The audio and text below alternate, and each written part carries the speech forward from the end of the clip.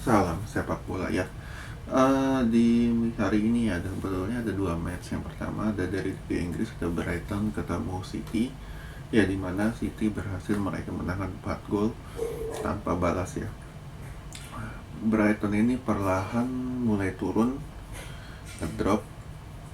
Nah, sebaliknya City memasuki paruh akhir, justru mereka ini makin bersemangat ya. Makin bersemangat dan sekarang mereka di posisi kedua, hanya selisih 1 poin dengan 2 poin ya dengan Arsenal, tapi mereka masih punya satu laga di tangan. Jadi peluang City masih masih terbuka lebar lah untuk menjadi juara. Nah, lalu yang kedua yaitu Korea ketemu Indonesia. Nah, ini gue bilang kejutan dalam artian bahwa Indonesia betul-betul bertransformasi menjadi salah satu kekuatan Asia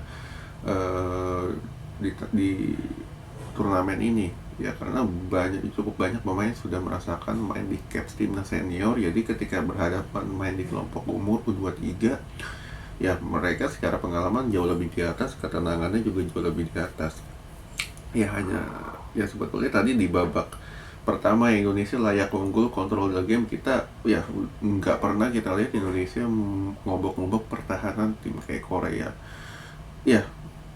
Walaupun Korea yang turun ini Korea U23, cuman secara secara skill ya mereka masih bagus organisasi pertahanan ya. Mungkin yang mereka agak keteteran, tapi dari sisi dari sisi kombinasi mereka ini cukup bagus. Cuman mereka ini nggak punya kesempatan untuk bisa pegang bola di babak pertama.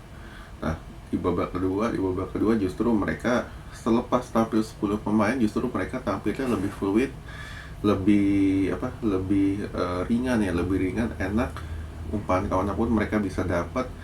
Terbukti lahir gol kedua ini gue bilang ya murni karena ya lagi-lagi di sisi pertahanan wingback kanan kita yang lemah sejak di game pertama betul-betul tadi dieksploitasi karena para pemain Korea ini punya speed ya.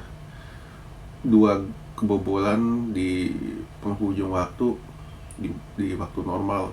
Nah, terlepas di babak extra time, sebetulnya Indonesia dapat satu peluang ya dari Sananta, cuman sayang banget sundulannya masih melenceng. Nah, masuk adu penalti. Nah, kalau kita bicara adu penalti adalah ya lebih kepada mental yang berbicara, lebih kepada penendangnya juga. Ya, semua pemain gue bilang ini punya porsi yang sama ketika menendang adu penalti, dan semuanya diberi kesempatan. Terbukti dari skor 10-11 ini, artinya semua pemain menendang. Itu kan dari Indonesia Nathan kalau nggak salah diganti ya, karena dia udah habis, jadi dia nggak nendang penalti. Dan ya kan kemarin ada bilang coba Sintayong main tanpa Nathan. Nah, tadi Sintayong mungkin dengar dan tadi dia penalti bilang, oke Nathan lu nggak main, lu nggak usah nendang deh, kasih yang lain biar dia lihat. Terbukti ya, gue bilang adu penalti pun ya Hernando ini cukup tenang ya, walaupun dia dari segi jangkauannya ini nggak begitu panjang, cuman refleksnya dia ini cukup bagus. Dan ini patut diacungi jempol. Dan ya euforia ini gue bilang sangat berharga. Cuman kembali kita harus fokus ke match selanjutnya ya, karena lawan selanjutnya itu ada Uzbek atau Saudi Arabia. Ini secara postur kita kalah, cuman kembali Australia aja kita bisa kalahin, harusnya lebih bisa lagi. Oke?